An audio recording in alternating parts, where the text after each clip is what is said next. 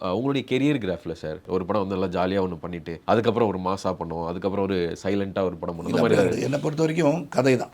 நான் வந்து தேடல்லே இருக்கேன். இன்னும் வித்தியாசமாக எதுவும் பண்ணலாமான்னு ஒரு 2 3 கதை கேட்டு வச்சுருக்கேன். ஒரு குக்கிராமத்தில் நான், மஞ்சு வாரியார், ஒரு டாட்டர், அது வந்து ஒரு பாசமுள்ள பெற்றோர், ஒரு பொண்ணு, அதுக்கு என்ன நடக்குது, என்ன நடந்துச்சு, சாது மிரண்டால் காடு கொள்ளாதுன்ற மாதிரி எப்படி டேர்ன் ஆச்சு, ஒரு கதை கேட்டு வச்சுருக்கேன். Very interesting script.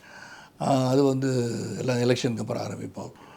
அப்புறம் தெலுங்கு படம் ஒன்று நானும் பாலையாகவும் பண்ணுற மாதிரி ஒரு படம் இன்ட்ரெஸ்டிங் திங். வீரசிம்மா ரெட்டி எடுத்தார் Gopi. Still not finalise, but narration போயிட்டுருக்கு, கதை கேட்டுட்ருக்கோம். அது போயிட்டுருக்கு. ஸோ வித்தியாசமான கதாபாத்திரங்கள் வரும்போது நான் வந்து கேபியோலாம் பண்ணுறது கிடையாது. அதிகமாக வந்து கெஸ்ட் ரோல்ன்றது ரொம்ப ரொம்ப ரொம்ப தேவைப்பட்டால் சரத்குமாரில் இருந்தால் நல்லாயிருக்கும்னு போது சில நண்பர்களுக்காக நான் பண்ணுவேன். பாலையாவுக்கு வந்து நான் தெலுங்கில் வந்து இப்போ பண்ண படம் தான் இங்கே ஜனநாயகம் எடுத்திருக்காங்க.